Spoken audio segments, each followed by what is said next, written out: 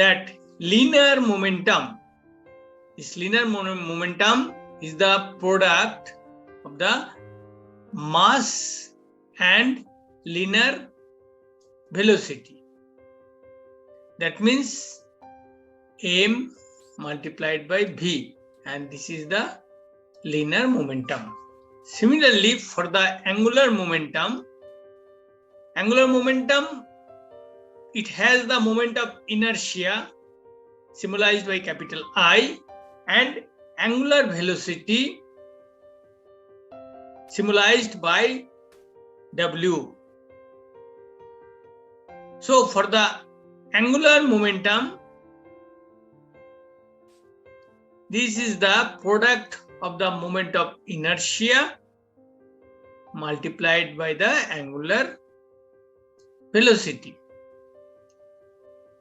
This is like that. So we know the moment of inertia.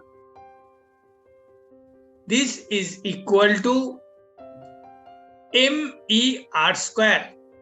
ME means M subscript E, and it is the mass of the electron. And this R is the radius around the nucleus. And W is V by R. V, we know that the linear velocity, and R the radius around the nucleus. So now we can rewrite the equation for the angular momentum.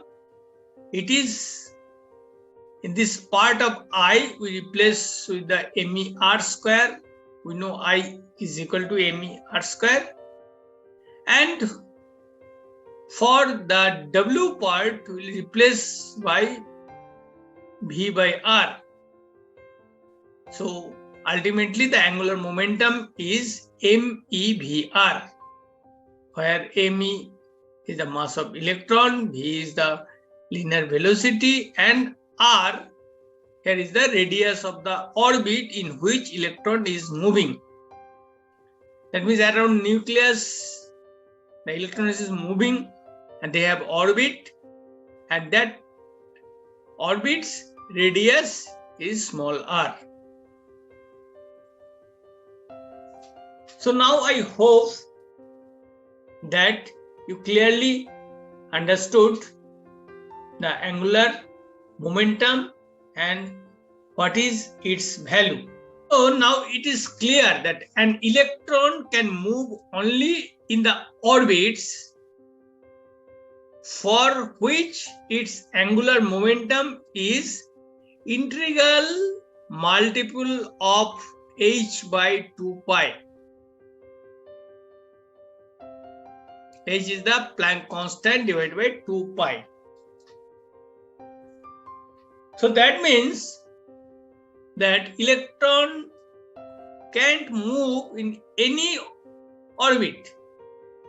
It should have the selected orbit. That means the angular momentum is quantized.